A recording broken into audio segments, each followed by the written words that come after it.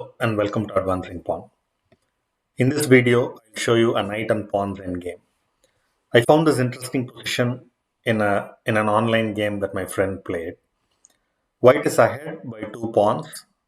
I guess if white brings king closer to action towards the center and then carefully plays forward from this position, it should possibly be able to convert this into a win with the 2 pawn advantage.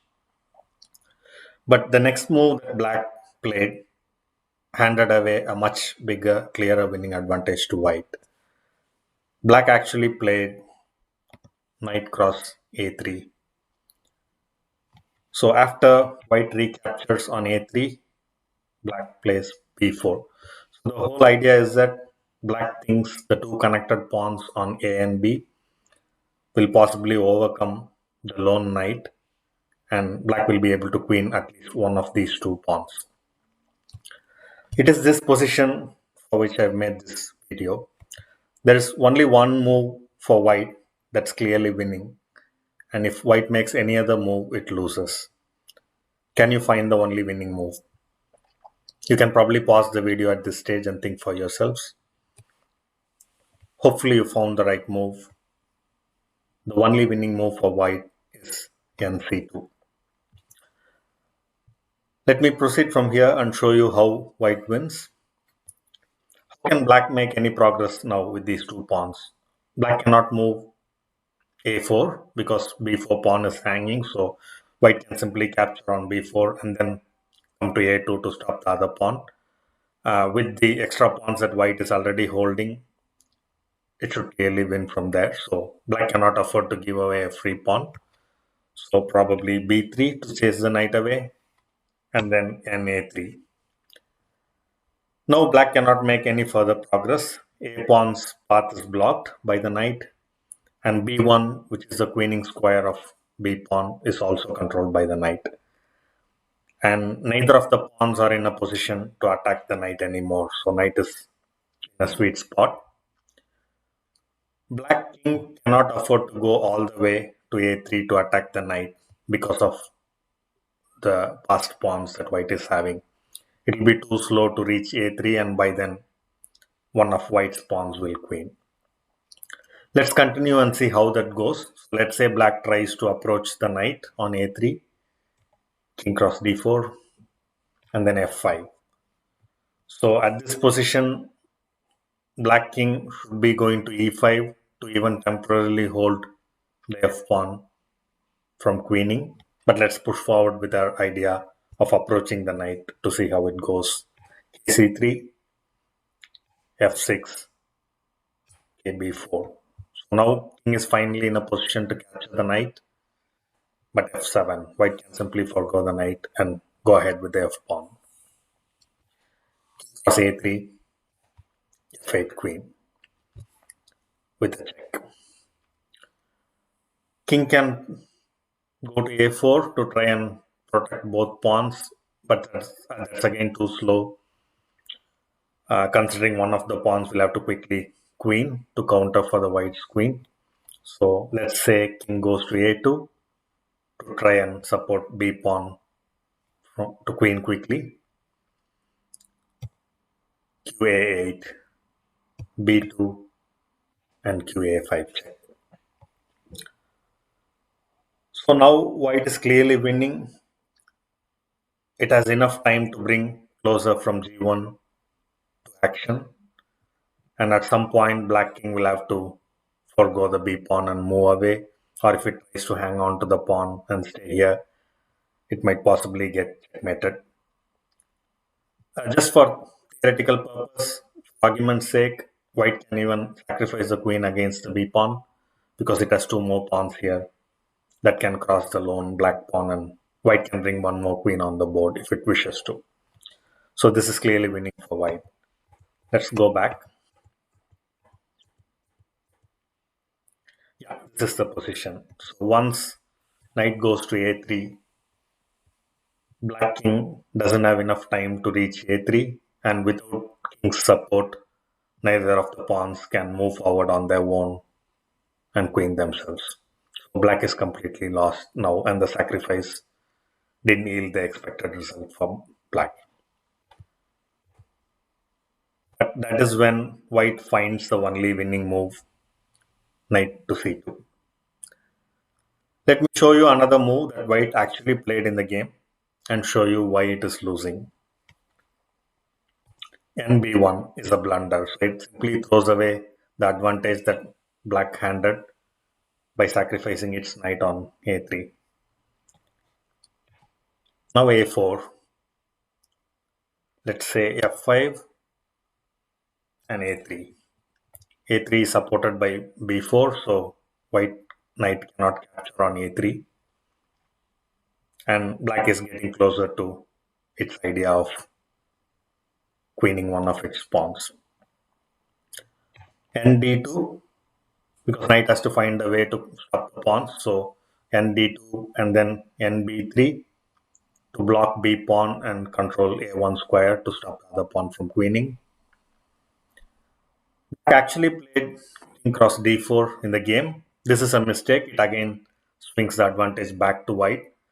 Let's come back to this later. Let's see what black should have played to consolidate the advantage and win from here. A2. And then if white plays NB3, you can see that the black pawn is much closer to queening. It's just one move away from queening. And also knight on b3 is one step closer within black king's reach to attack. c4, attacking the knight. Now knight has two options. It can either go to d2 and give a check or go to a1. Say knight d2 check, king c3. Now knight cannot go to b1 anymore. It's controlled by the a2 pawn. Knight b3 to protect a1 is not possible because king will capture on b3. The only check that's possible now is from e4. Let's say knight tries e4 check and kd4.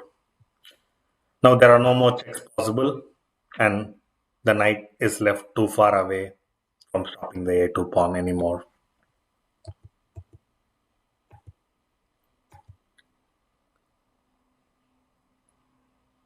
Let us say instead of knight d2 check, white tries knight to a1, but this fails after b3.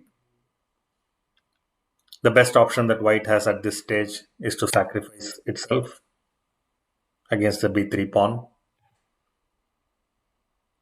and then try to queen its f pawn. But that's again too late because black queens with a check. And then it'll have ample time to go back and stop the f pawn.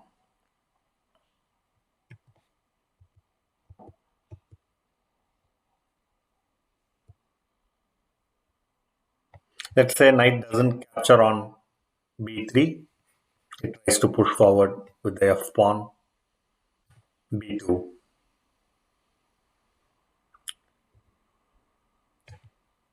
kg2 to make sure black doesn't queen with a check. B cross a1.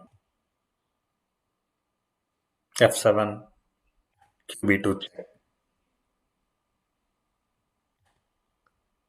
g3 and a1 queen. So now black has two queens, and even if white's f pawn were to queen, black is still clearly winning.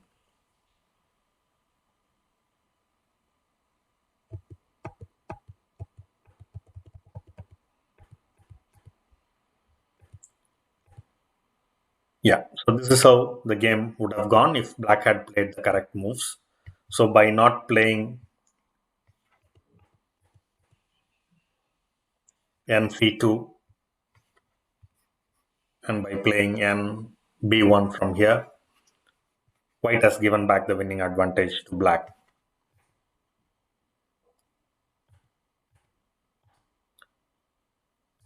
At this point, black actually captured on d4. Let's see how this swings the advantage black back to white. f6, a2. White should not play nb3 immediately. If it plays nb3 immediately, then kc3 knight to a1, b3, and it goes back to a similar line like what we saw before. White can hold in b3 and simply move its king out of the way to make sure black doesn't queen with a. And now if a1 queen, nb3 check forks the queen, and then f pawn will queen quickly much before black's b pawn.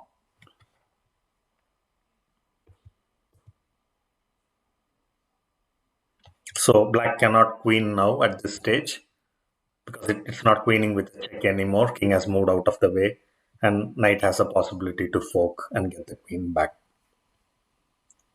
So let's say kd3 and b3 now, c3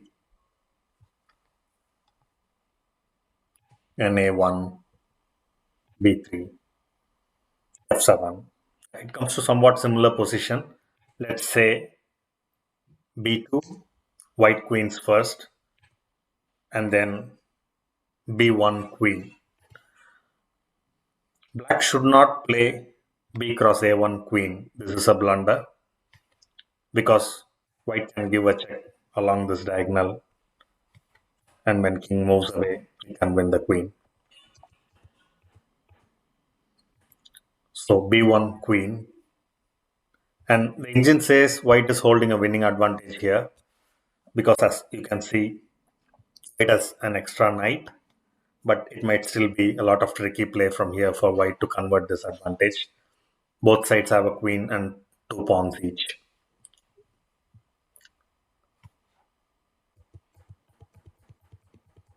Yeah.